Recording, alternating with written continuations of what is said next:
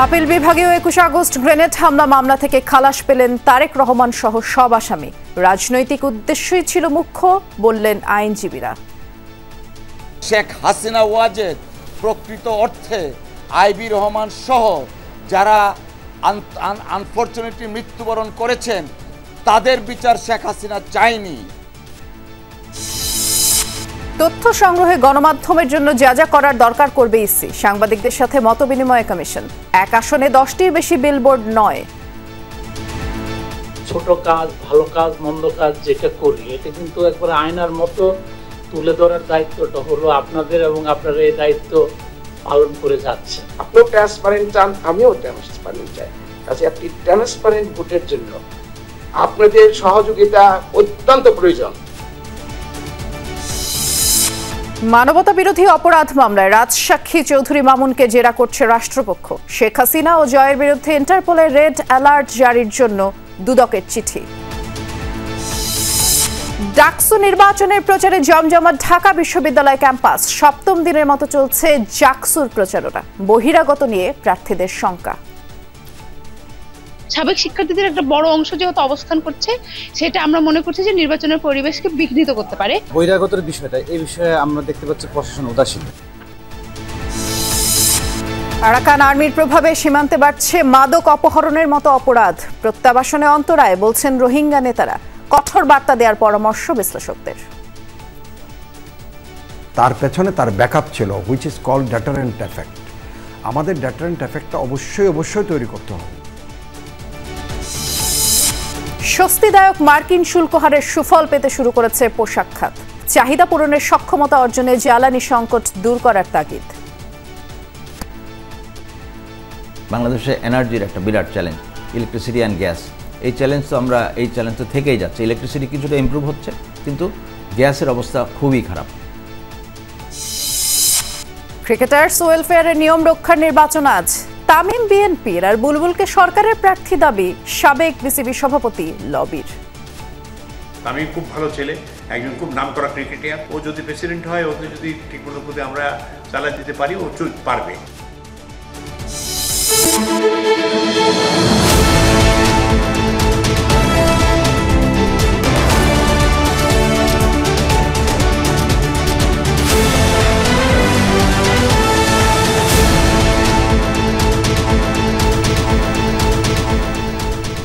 শিরোনামগুলো শুনছিলেন। এছাড়াও দেশ বিদেশে আরো খবর নিয়ে দুপুরে বাংলাদেশে নুসরাত বৃষ্টি আপনাদের সাথে আছি।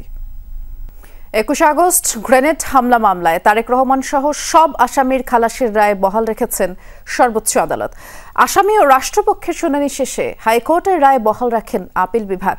রাষ্ট্রপক্ষের করা আপিল খারিজ করে প্রধান বিচারপতি ডক্টর সৈয়দ রেফাত আহমেদের নেতৃত্বাধীন আপিল বিভাগের ৬ বিচারপতির বেঞ্চ এই রায় দিয়েছেন। আসামি পক্ষের আইনজীবীরা বলেন, রাজনৈতিক উদ্দেশ্যে দ্বিতীয় তদন্ত প্রতিবেদনে তারেক রহমান সহ বিএনপি নেতাদের মামলায় ফাঁসানো হয়। তারেক রহমানের আইনজীবী ব্যারিস্টার কায়সার কামাল বলেছেন, শেখ হাসিনা কখনোই ২১ আগস্টের হামলার বিচার চাননি। জানান, রাজনৈতিক উদ্দেশ্যই ছিল মুখ্য। আর গেল ১ ডিসেম্বর গ্রেনেড হামলার ঘটনায় হত্যা ও বিস্ফোরক আইনের মামলায় বিএনপির ভারপ্রাপ্ত চেয়ারম্যান তারেক রহমান সহ সব আসামিকে খালাস দেন হাইকোর্ট। পরে সেই রায়ের বিরুদ্ধে আপিল করেন রাষ্ট্রপক্ষ। সরকার রাষ্ট্র কর্তৃক আনিত সমস্ত আপিল এবং যে সমস্ত পিটিশন ছিল সবগুলো ডিসমিস হয়েছে। অর্থাৎ হাইকোর্ট বিভাগের যেই রায়, খালাসের যে রায়, সেটা বহাল আছে। শেখ হাসিনা ওয়াজেদ তার রাজনৈতিক উদ্দেশ্যে ব্যক্তিগত জিঘাংসা থেকে জনাব তারেক রহমান সাহেবকে অন্যায়ভাবে এই মামলায় অন্তর্ভুক্ত করেছিলেন। যদি শেখ হাসিনা প্রকৃত অপরাধীদের বিচার চাইতেন, আইবি রহমানের বিচার চাইতেন, তাহলে হয়তো রাজনৈতিক জিঘাংসার বশবর্তী হয়ে জনাব তারেক রহমান সাহেবকে এই মামলায় অন্তর্ভুক্ত করতেন না। আপিল বিভাগের রায়ে বিএনপির ভারপ্রাপ্ত চেয়ারম্যান তারেক রহমান খালাস পাওয়ায় সাধুবাদ জানিয়েছেন দলটির চেয়ারপারসনের উপদেষ্টা জয়নুল আবদিন ফারুক। সকালে জাতীয় প্রেস ক্লাবের সামনে ফেব্রুয়ারিতে সংসদ নির্বাচন নিয়ে ষড়যন্ত্রের প্রতিবাদে গণতন্ত্র ফোরাম আয়োজিত অবস্থান কর্মসূচিতে তিনি বলেছেন, নির্বাচন নিয়ে জামায়াতের ষড়যন্ত্র একার না, এটার সাথে শেখ হাসিনাও জড়িত।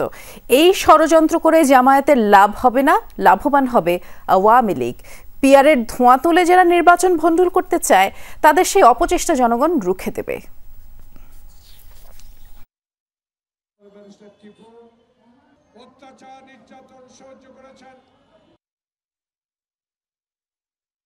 বাংলাদেশের স্বাধীনতা, বাংলাদেশের ৭১-এর যুদ্ধ, বাংলাদেশের সংবিধান নিয়ে কোনো কথা আর মানা যাবে না। নির্বাচন সংবিধান মতোই এই ইন্টেরিয়াম গভর্নমেন্টের আন্ডারে হবে। গণমাধ্যম নীতিমালার বিরুদ্ধে আপত্তি জানিয়েছেন সংবাদকর্মীরা। লিখিতভাবে নির্বাচন কমিশনকে নীতিমালা সংশোধনের প্রস্তাবও তারা দিয়েছেন। দুপুরে নির্বাচন ভবনে গণমাধ্যম নীতিমালা পরিবর্তন নিয়ে নির্বাচন কমিশনের সাথে reporters forum for election and democracy RFED-র মতবিনিময়ে এই বিষয়টি তুলে ধরা হয়। সেখানে সাংবাদিকরা বলেছেন এই নীতিমালা স্বাধীন সাংবাদিকতার পরিপন্থী। নীতিমালা সংশোধনে কয়েকটি প্রস্তাবও তারা তুলে ধরেন। নির্বাচন কমিশনার আব্দুর রহমানুল মাসুদ বলেছেন, নির্বাচন কমিশন সহ কেউই আস্থার সংকটের বাইরে না, এটা জাতীয় সংকট কাটাতে কমিশন এবং গণমাধ্যম পরস্পরকে সহায়তা করতে হবে। সুষ্ঠু ভোট করতে গণমাধ্যম নীতিমালায় সাংবাদিকদের অবাধ বিচরণের জন্য যা যা করা দরকার তাই করবে ইসি।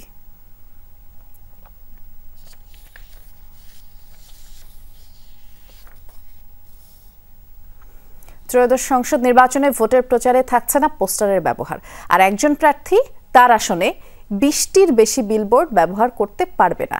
রাজনৈতিক দল এবং প্রার্থীর আচরণ বিধিমালায় নতুন করে এই বিধান যুক্ত করেছে ইসি। বিলবোর্ডের দৈর্ঘ্য সর্বোচ্চ 16 ফুট, প্রস্থ হবে 9 ফুট। আর নির্বাচনের দিন এবং প্রচারের সময় ড্রোন, কোয়াডকপ্টার বা এ জাতীয় কোনো যন্ত্র ব্যবহার করা যাবে না। গণপ্রতিনিধিত্ব আদেশ RPO সংশোধন প্রস্তাবের সাথে সমন্বয় রেখে প্রণীত এই বিধিমালা মঙ্গলবার আইন মন্ত্রণালয়ে পাঠিয়েছে নির্বাচন কমিশন। নারীদের সাইবার বুলিং রোধ, বিদেশে কোনো প্রার্থীর পক্ষে সশরীরে প্রচারণা না চালানো, AI প্রযুক্তি ব্যবহার করে মিথ্যাচার বা অপপ্রচার চালালে শাস্তির বিধানও রাখা হয়েছে এই আচরণ বিধিমালায়। মানবতা বিরোধী অপরাধ মামলায় রাজসাক্ষী হওয়া চৌধুরী আব্দুল্লাহ আল মামুনকে রাষ্ট্রপক্ষ জেরা করছে। তিনি জানিয়েছেন, আপত্তি সত্ত্বেও গোপালগঞ্জ দ্বন্দ্বের কারণে দ্বিতীয়বার পুলিশ মহাপরিদর্শক পদে তাকে নিয়োগ দেওয়া হয়েছিল। বৃহস্পতিবার আন্তর্জাতিক অপরাধ ট্রাইব্যুনাল 1-এর চেয়ারম্যান বিচারপতি মোহাম্মদ গোলাম মর্তুজা মজুমদারের নেতৃত্বাধীন বিচারিক প্যানেলে মানবতা বিরোধী অপরাধের মামলার জেরায় এমন দাবি করেছেন আসামি থেকে রাজসাক্ষী হওয়া সাবেক আইজিপি মামুন। সকালে আন্তর্জাতিক অপরাধ ট্রাইব্যুনাল 1-এ জুলাই গণহত্যায় মানবতা বিরোধী অপরাধের মামলায় সাবেক প্রধানমন্ত্রী শেখ হাসিনা, সাবেক স্বরাষ্ট্রমন্ত্রী আসাদুজ্জামান খান কামালের বিরুদ্ধে সাক্ষ্য দেয়া চৌধুরী আব্দুল্লাহ আল মামুনের জেরা শুরু করেন স্টেট ডিফেন্স আমির হোসেন। গত 2 সেপ্টেম্বর রাজসাক্ষী হিসেবে ট্রাইব্যুনালে সাক্ষ্য দেন চৌধুরী মামুন। সে সময় তিনি বলেন, জুলাই অভ্যুত্থানে অতিরিক্ত বল প্রয়োগের সিদ্ধান্ত আসে রাজনৈতিকভাবে। বলেন, লেথাল ওয়েপন ব্যবহারের নির্দেশ এসেছিল শেখ হাসিনার কাছ থেকে। পরে এই সাক্ষ্যকে আওয়ামী লীগ আমলে গুম, খুন, জুলাই গণহত্যার অকাট্য দলিল হিসেবে উল্লেখ করেন চিফ প্রসিকিউটর। এখন পর্যন্ত সাক্ষ্য দিয়েছেন 36 জন। শেখ হাসিনা ও তার ছেলে সজীব ওয়াজেদ জয়ের বিরুদ্ধে ইন্টারপোলের রেড অ্যালার্ট জারির জন্য পুলিশ সদর দপ্তরে চিঠি পাঠিয়েছে দুদক। পূর্বাচল নতুন শহর প্রকল্পে প্লট জালিয়াতির মামলায় এই চিঠি পাঠায় দুদক। দুদকের অভিযোগপত্রে বলা হয়েছে, ক্ষমতার অপব্যবহার করে বেআইনিভাবে প্লট বরাদ্দ নেন শেখ হাসিনা এবং তার ছেলে সজীব ওয়াজেদ জয়। শেখ হাসিনা এবং তার পরিবারের সদস্যদের নামে বরাদ্দ নেওয়া প্লটের বিষয়ে 2024 সালের 26 ডিসেম্বর অনুসন্ধান শুরু করে দুদক। পরস্পর যোগসাজশে ক্ষমতার অপব্যবহার, বিভিন্ন অনিয়মের মাধ্যমে রাজুকের পূর্বাচল নতুন শহর প্রকল্পে 60 কাঠা প্লট বরাদ্দ নেওয়ার অভিযোগে 6 মামলায় গত 10 মার্চ অভিযোগপত্রে অনুমোদন দেয় দুদক।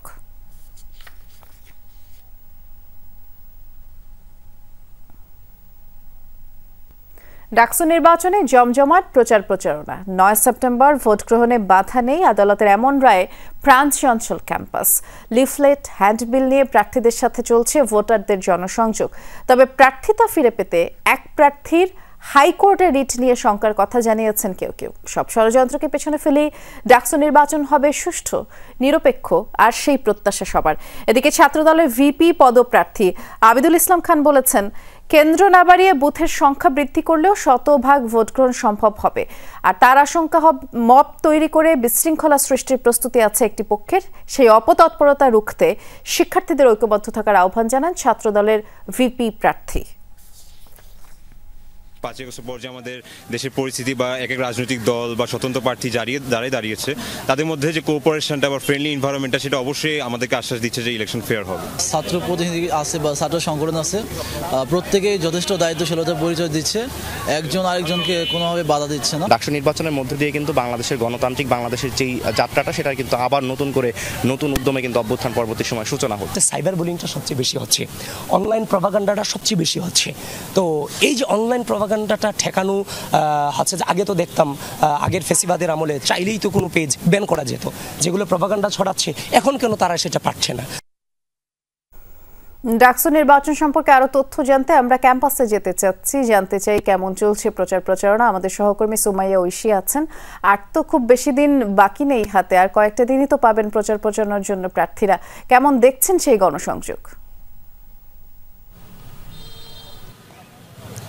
বৃষ্টি, গণসংযোগ কিন্তু বেশ জোরে সোরে শুরু হয়েছে, কারণ আমরা সকাল থেকে দেখছি যে প্রচুর প্রার্থী এবং ভোটাররা তাদের প্রচারণায় ব্যস্ত এবং প্রার্থীরা লিফলেট এবং হ্যান্ডবিল নিয়ে প্রার্থীদের ভোটারদের কাছে যাচ্ছেন, তাদের প্রতিশ্রুতির কথাগুলো বলছেন। এবং এই মুহূর্তে যে হলটিতে আমরা রয়েছি, মোকাররম হল, সেই হলে আমরা দেখতে পাচ্ছি যে প্রচুর প্রার্থী রয়েছেন এবং একই সঙ্গে তারা ভোটারদের সঙ্গেও গণসংযোগ করছেন বিভিন্ন হ্যান্ডবিল লিফলেট নিয়ে, এবং একই সঙ্গে অনেকে অনেক প্রতিশ্রুতিও দিচ্ছেন। কিছুক্ষণ আগে ছাত্রদলের যিনি ভিপি প্রার্থী আবিদুল ইসলাম খান, তিনি গণমাধ্যমের সঙ্গে কথা বলছিলেন। তিনি জানিয়েছেন যে বিশ্ববিদ্যালয়ে যেই সমস্যাগুলো আছে সেগুলো তিনি নিরসনের চেষ্টা করবেন স্থায়ীভাবে তিনি যদি নির্বাচিত হন, এবং একই সঙ্গে তিনি চান যে, এবং তিনি একটি শঙ্কাও প্রকাশ করেছেন যে তিনি বলছেন যে ফ্যাসিবাদের যে দোষরা এখনও ঢাকা বিশ্ববিদ্যালয়ের বিভিন্ন জায়গায় তারা অ্যাক্টিভ রয়েছে, ফ্যাসিবাদের যে অর্গানগুলো সেগুলো অ্যাক্টিভ রয়েছে, ফলে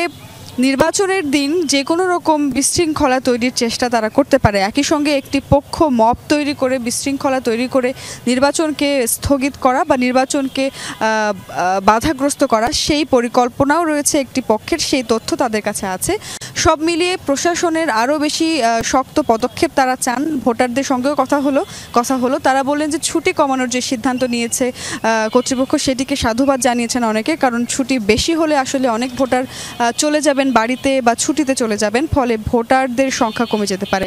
একই সঙ্গে একদিন ছুটি হওয়ার ফলে যারা ক্লাস পরীক্ষা দিচ্ছেন তাদের ক্লাস পরীক্ষার স্বাভাবিক যে নিয়ম সেখানেও ব্যত্যয় ঘটবে না, ফলে সেই জিনিসটি সবাই ইতিবাচকভাবে নিয়েছেন।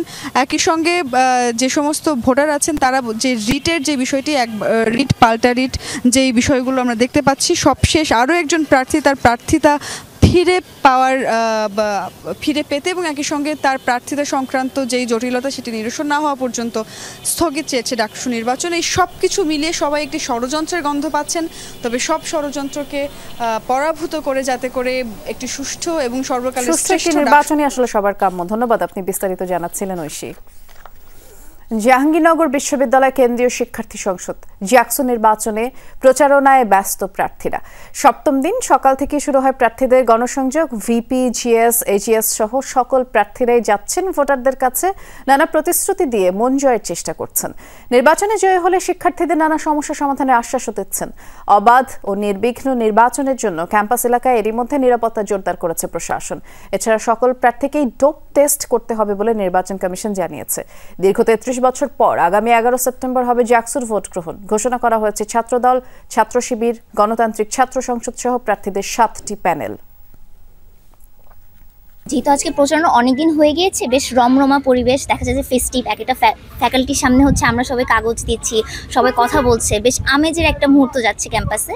যেহেতু আমাদের এখানে পরিবহন একটা সমস্যা বিদ্যমান, সেহেতু শিক্ষার্থীদের জন্য যারা পার্সোনাল ভেহিকেল ব্যবহার করতে চায়, সাইকেল অথবা স্কুটির জন্য একটা ইউনিভার্সিটির এককালীন লোনের ব্যবস্থা করবে, যেটা পরিশোধযোগ্য হবে। আমরা আশা করছি বিশ্ববিদ্যালয় কর্তৃপক্ষ সবগুলো সমস্যা সুন্দরভাবে সমাধান করবে এবং সঠিক সময়ে আমাদের জাকসু উপহার দেবে। বিগত সরকারের আমলে পাচার হওয়া অর্থ ফেরত আনতে টিআইবি ও টিআই কাজ করছে। অন্তর্বর্তী সরকারের কিছু উপদেষ্টার বিরুদ্ধে দুর্নীতির যেই অভিযোগ উঠেছে তাও তদন্তাধীন। সকালে ধানমন্ডি টিআইবি কার্যালয়ে বাংলাদেশ সফররত ট্রান্সপারেন্সি ইন্টারন্যাশনালের চেয়ারম্যান ফ্রান্সোয়া ভ্যালেরিয়া এসব কথা জানিয়েছেন। তিনি বলেছেন, মব ভায়োলেন্সের বিষয়গুলো নিয়ে টিআই উদ্বিগ্ন। গণতান্ত্রিক পরিবেশ সৃষ্টিতে বাধা সৃষ্টি করবে মব ভায়োলেন্স। টিআইবি নির্বাহী পরিচালক ইফতেখারুজ্জামান জানিয়েছেন, 5 আগস্ট পরবর্তী সময়ে ব্যাংকিং খাতে কিছু সংস্কার হওয়ায় অর্থ পাচারের প্রতিরোধক ব্যবস্থা তৈরি হয়েছে। কিছুটা নিয়ন্ত্রণে এলেও অর্থ পাচার এখনও বন্ধ হয়নি।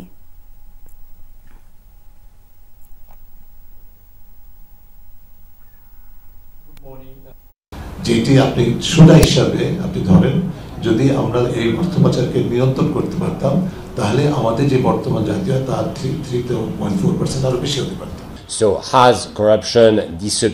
গত 5 আগস্টের পরে অর্থ পাচার বন্ধ হয়নি, তবে নতুন করে কি অর্থ পাচার বেড়েছে? অর্থ পাচার আগের চেয়ে অনেকটাই কমেছে। বেতন ভাতা বৃদ্ধির দাবিতে চট্টগ্রাম কক্সবাজার রুটে দূরপাল্লার বাস চলাচল বন্ধ রেখেছে 4টি পরিবহনের শ্রমিকরা। এতে করে চরম দুর্ভোগে পড়েছেন যাত্রীরা। সকাল থেকে শুরু হয়েছে 36 ঘন্টার চট্টগ্রাম কক্সবাজার রুটে দূরপাল্লার বাস চলাচল বন্ধের কর্মসূচি। সৌদিয়া, পুরবি, মার্সা স্বাধীন পরিবহনের শ্রমিকদের দাবি, মালিক পক্ষ দীর্ঘদিন তাদের ন্যায্য মজুরি দিচ্ছে না। বেশ কয়েকবার আশ্বাস দিলেও তার বাস্তবায়ন হয়নি। এদিকে দূরপাল্লার বাস বন্ধ থাকায় যাত্রীদেরকে ভোগান্তি পোহাতে হচ্ছে। অভিযোগ, লোকাল বাস চলাচল করলেও আদায় করা হচ্ছে অতিরিক্ত ভাড়া। প্রায় 1 ঘন্টা হচ্ছে বসে থাকছি, এখন ভাড়া নিচ্ছে 40 টাকা বাড়তি। কিভাবে যাবো? এখানে লোকাল হলে অনেক সমস্যা না, আপনার 3 ঘন্টার জায়গায় 7 ঘন্টা লাগবে। তা আমাদের কষ্ট না, আবার আসতে হবে না কাজ করে। আমাদের দাবি হচ্ছে 2280 টাকা বেতন দিচ্ছে, অরিজিনাল বেতন হচ্ছে কি 3480 টাকা, আমাদেরকে 2200 টাকা বেতন দেয়, এই জন্য ধর্মঘট করতেছে। এ বিষয়ে আরো আপডেট জানতে চট্টগ্রামে যাচ্ছি, আমাদের সহকর্মী শহীদুল সুমন খোঁজ খবর রাখছেন। যেহেতু বাস চলাচল বন্ধ আছে সুমন, তাতে করে তো যাত্রী ভোগান্তি চরমে পৌঁছানোর কথা। আমরা একটু বাস মালিকদের দাবি দেওয়া সম্পর্কেও জানতে চাচ্ছি।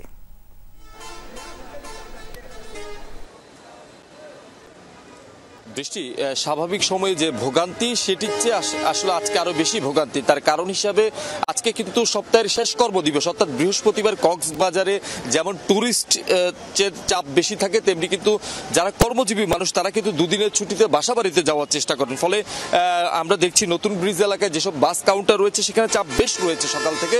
তবে যেহেতু 36 ঘন্টার কর্মবিরতিতে আসলে গিয়েছে 4টি বাস পরিবহন কোম্পানির শ্রমিকরা, ফলে কিন্তু এই 4টি কোম্পানি কিন্তু আসলে সরাসরি চট্টগ্রাম থেকে কক্সবাজারে যাত্রী পরিবহন করতেন। বাকি যেই কোম্পানিগুলো রয়েছে তাদের বেশিরভাগই লোকাল ভাড়া মারতেন। ফলে এই যে সরাসরি বাস চলাচল বন্ধ, ফলে সকাল থেকে আমরা দেখছি বেশ ভোগান্তিতে অনেকেই ঘন্টার পর ঘন্টা অপেক্ষা করছেন বাস কাউন্টারগুলোতে।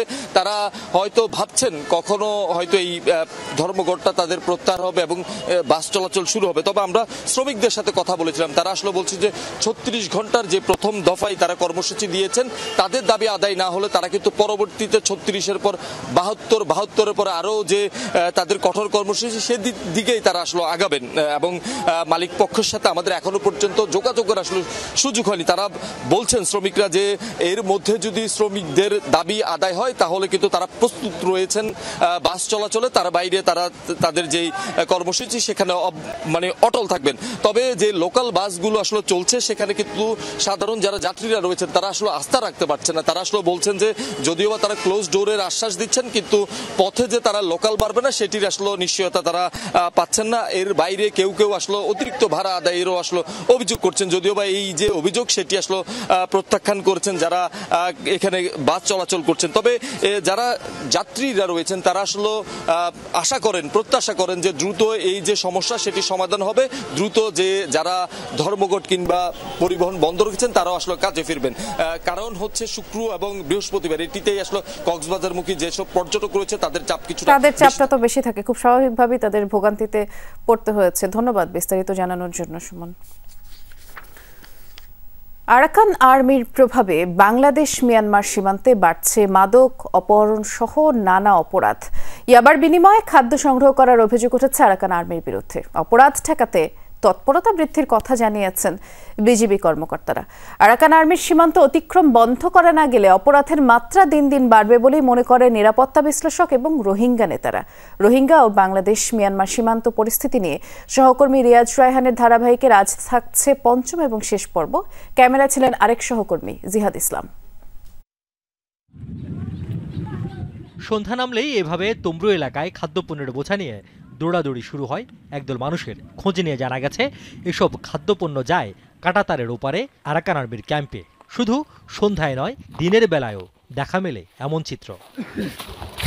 বাংলাদেশ মিয়ানমার সীমান্তের নাক্ষংছড়ির তমরু থেকে টেকনাফের নীলা পর্যন্ত অন্তত 2টি ব্যাটালিয়ন ও 6টি ক্যাম্প আছে আরাকান আর্মির। তবে ঘুমদুমের ওপারে ডেকিবুনিয়া ব্যাটালিয়ন ও তমব্রু রাইট ক্যাম্পের মাঝামাঝি এ স্থান দিয়ে সবচেয়ে বেশি খাদ্যপণ্য সংগ্রহ করে আরাকান আর্মি। উখিয়া ও তমব্রু বাজারের একাধিক সিন্ডিকেট এই কাজের সঙ্গে যুক্ত বলে বিভিন্ন গোয়েন্দা সংস্থা বরাতে জানা গেছে। তবে যারা এই কাজের সঙ্গে যুক্ত তাদের বিরুদ্ধে ব্যবস্থা নেয়ার কথা জানান বিজিবি কর্মকর্তারা।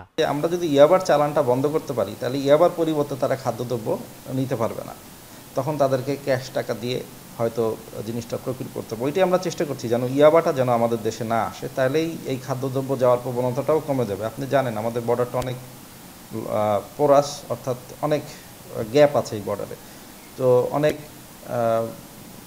রাস্তা আছে যেগুলি আসলে হিলি এবং যেগুলি হচ্ছে সহসাই অ্যাক্সেস করা যায় না। নাম প্রকাশ না করার শর্তে স্থানীয়রা জানান তমব্রু বাজারের পর সীমান্ত ঘেঁষা পাড়ায় দুপুরে ও সন্ধ্যার পর আনাগোনা বাড়ে আরাকান আর্মির সদস্যদের। এখানকার কেউ কেউ ইয়াবার বিনিময়ে খাদ্য সরবরাহের সঙ্গে জড়িত বলে জানান তারা। সীমান্তে আরাকান আর্মির অপরাধমূলক তৎপরতা রোহিঙ্গা প্রত্যাবাসনের অন্তরায় বলে মনে করেন নেতারা। They are doing drug which is coming to the Bangladesh beyond the border, spread in India and other Asia countries and Middle East as far as we know, and also this is affecting to the Bangladesh citizens a lot. So it is very important that international community must condemn what Arakan Army committing crimes against Rohingya and also planting, and there are so many things. They involve also smuggling on human trafficking in Rakhine state. এদিকে গেল এক বছরে প্রায় ৩ শতাধিক জেলেকে অপহরণ করেছে রাখাইনের বিদ্রোহী সশস্ত্র এই গোষ্ঠী। প্রত্যাবাসন ত্বরান্বিত করতে এখনই আরাকান আর্মির প্রতি কঠোর বার্তা দেওয়ার তাগিদ নিরাপত্তা বিশ্লেষকদের। তার পেছনে তার ব্যাকআপ ছিল which is called deterrent effect. আমাদের ডেটারেন্ট এফেক্টটা অবশ্যই তৈরি করতে হবে।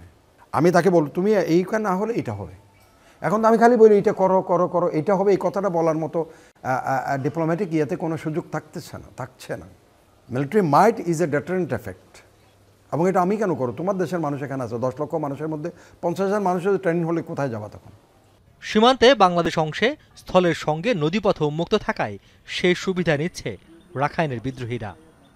শুধু স্থলপথে নয়, অভিযোগ আছে এই নাফ নদী দিয়েও একটি চক্রের মাধ্যমে ইয়াবার বিনিময়ে খাদ্যপণ্য সংগ্রহ করছে আরাকান আর্মি।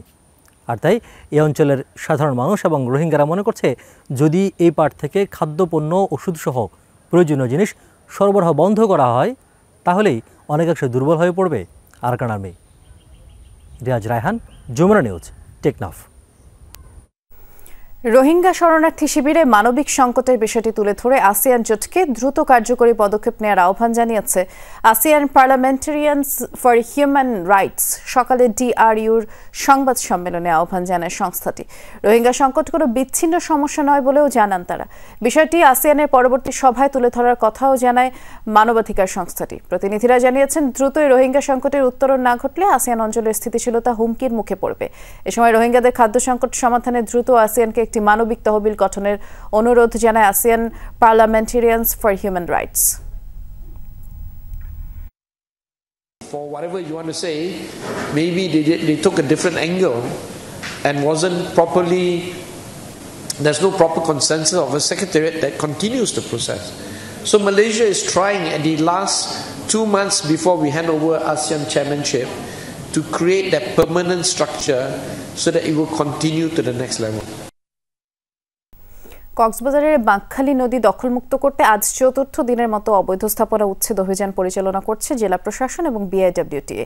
এ বিষয়ে আমাদের সহকর্মী এহসান আল কুতুবি খোঁজ খবর রাখছেন, তিনি অপেক্ষা করছেন আমাদের জন্য। এহসান, আমরা গতকালও দেখেছিলাম যখন এই অবৈধ স্থাপনা উচ্ছেদ করতে যায় তখন বাধার সম্মুখীন হতে হয়েছে প্রশাসনকে। আজ কয়টি স্থাপনা উচ্ছেদ করা হয়েছে এখন পর্যন্ত, একটু বিস্তারিত জানাবেন।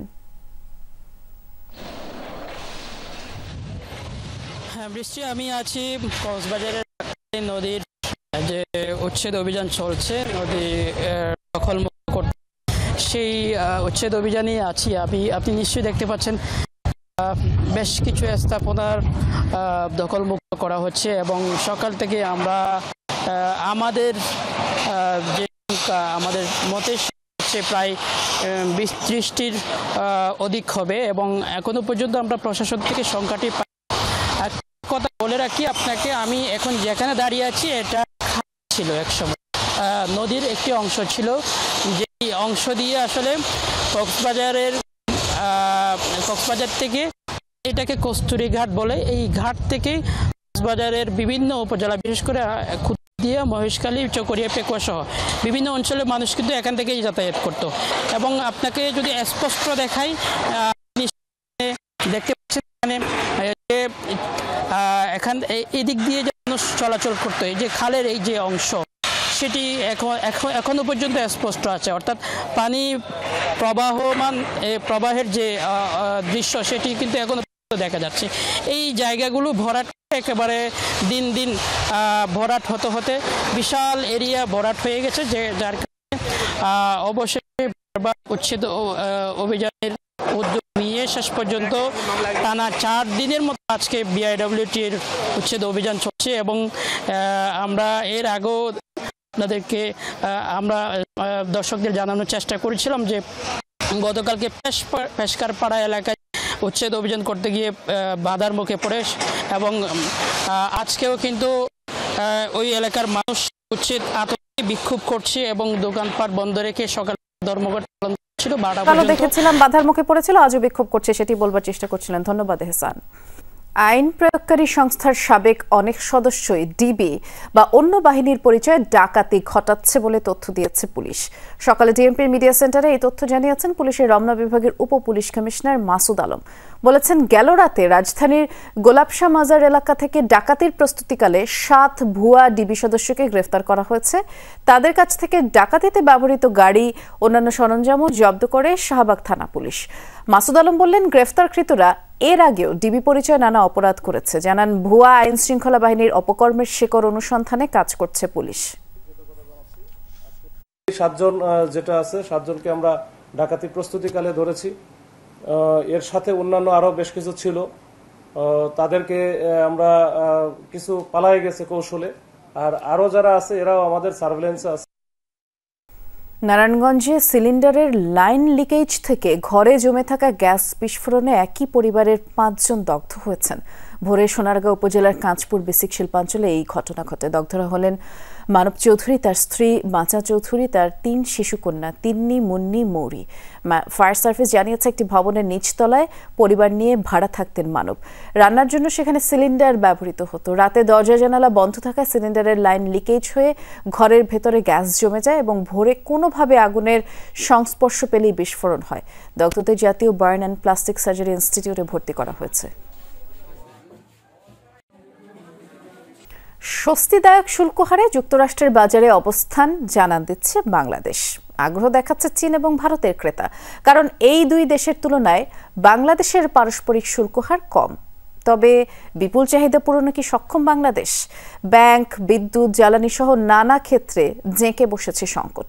উদ্যোক্তারা বলছেন, সক্ষমতা অর্জনে সরকারের সুনজর দরকার।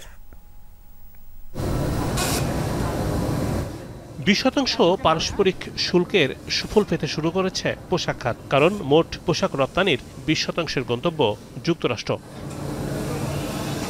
চীনের শুল্ক 30% আর ভারতের 50%। বাংলাদেশের চেয়ে এই 2 দেশের শুল্ক অনেক বেশি। এছাড়া ভিয়েতনাম, মিয়ানমার সহ অন্যান্য প্রতিযোগী দেশের সমান বাংলাদেশের শুল্ক, তাই উদ্যোক্তাদের মধ্যে স্বস্তি। তবে রপ্তানি বাণিজ্যের এই সুফল কি ঘরে তুলতে পারবে বাংলাদেশ? উদ্যোক্তারা বলছেন, দুর্বল সক্ষমতা নিয়ে বেশি দূর এগিয়ে যাওয়া কঠিন। আমদানি রপ্তানির জন্য সবচেয়ে বড় চ্যালেঞ্জ কোনটা? 1 নম্বরে ব্যাক টু ব্যাকের পেমেন্ট আজকে দেওয়ার কথা, আজকে দিতে পারে নাই, যে কোনো কারণে আমার হয়তো এক্সপোর্ট প্রসিডটা আসে নাই, না আসার কারণে আজকের রাত থেকে ওভারডিউ বাংলাদেশ ব্যাংকের ড্যাশবোর্ডে আমার কোম্পানির নামটা রেড মার্ক হয়ে ওভারডিউ শো করে রেড মার্ক হয়ে যাবে। রেড মার্ক হয়ে গেলে সকল যে কোনো ব্যাংকে এই কোম্পানির যে কোনো রকমের কার্যক্রম সব বন্ধ। 13-14% ইন্টারেস্ট রেটে ব্যবসা করে কিভাবে আমাদের ছোট ছোট ফ্যাক্টরি, স্পেশালি চ্যালেঞ্জগুলো হচ্ছে স্মল অ্যান্ড মিডিয়াম ফ্যাক্টরিজগুলো, ওরা কিভাবে টিকে থাকবে?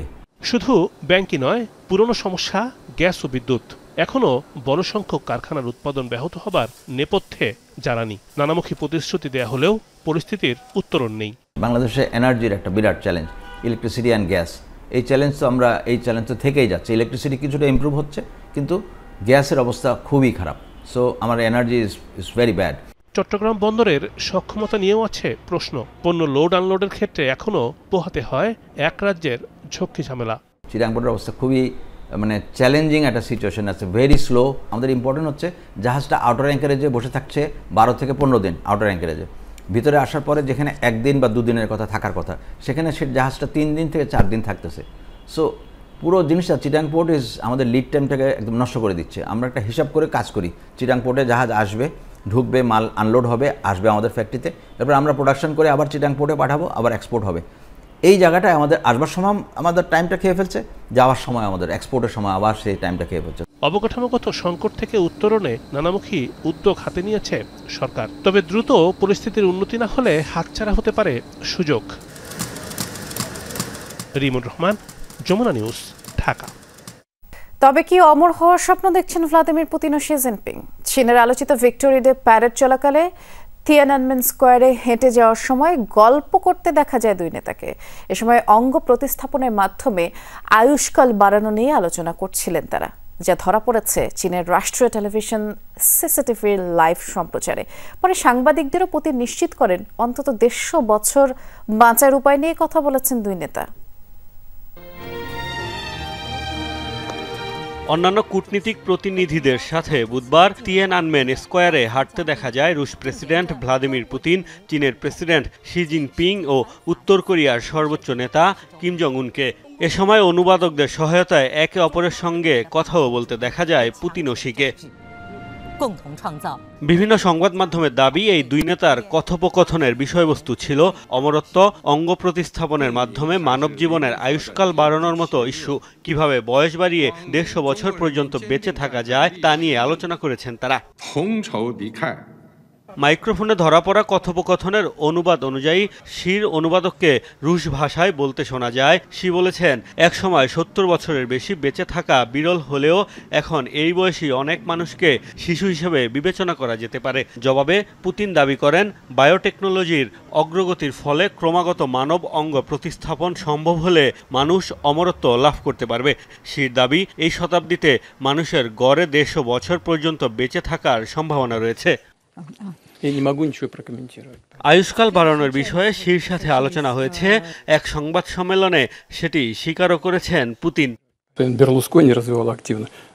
চেয়ারম্যান শি এ বিষয়ে কথা বলেছিলেন যখন আমরা প্যারেডে যাচ্ছিলাম। হ্যাঁ, মিস্টার বার্লুসকোনি একসময় এই বিষয়ে বেশ সক্রিয় ছিলেন। আধুনিক স্বাস্থ্যসেবা, চিকিৎসা, এমনকি অঙ্গ প্রতিস্থাপন সংশ্লিষ্ট কিছু অস্ত্রোপচারও মানবজাতির মধ্যে এই আশার সঞ্চার করেছে যে সক্রিয় জীবনকাল আজকের মতো থাকবে না। আশা করা যায় মানুষের আয়ুষ্কাল উল্লেখযোগ্যভাবে বৃদ্ধি পাবে। 13 বছর ধরে চীন শাসন করছেন শি। অন্যদিকে রাশিয়ার মসনদে পুতিন রয়েছেন 25 বছর যাবৎ। বিশ্লেষকরা বলছেন, বিশ্বের অন্যতম শক্তিশালী দুই দেশের রাষ্ট্রপ্রধান যে এখন ক্ষমতা ধরে রাখার পাশাপাশি দীর্ঘদিন বেঁচে থাকার উপায় খুঁজছেন, সেটি স্পষ্ট হয়েছে তাদের কথোপকথনে। মোস্তফা মাহমুদ, যমুনা নিউজ। ইউক্রেনের প্রেসিডেন্টের সাথে আলোচনায় প্রস্তুত ভ্লাদিমির পুতিন। ভলোদিমির জেলেনস্কিকেও প্রস্তুত হয়ে মস্কো আসতে হবে বলে শর্ত জুড়ে দিয়েছেন রুশ প্রেসিডেন্ট। বুধবার চীন ছাড়ার আগে সাংবাদিকদের প্রশ্নের জবাবে বলেছেন তিনি কখনোই জেলেনস্কির সাথে সাক্ষাতে আপত্তি জানাননি, তবে বৈঠক কার্যকর হবে কিনা সেটাও ভেবে দেখতে হবে আগে।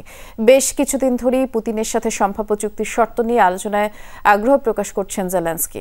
রাশিয়া ইউক্রেন যুদ্ধ বন্ধে মধ্যস্থতার চেষ্টাকারী মার্কিন প্রেসিডেন্ট ডোনাল্ড ট্রাম্পও চান দুজনের সাক্ষাৎ হোক, তবে পুতিনের শর্ত ভালোভাবে প্রস্তুতি নিয়ে হতে হবে এই বৈঠক, যা সম্ভাব্য ইতিবাচক কোনো ফলাফল এনে দেবে।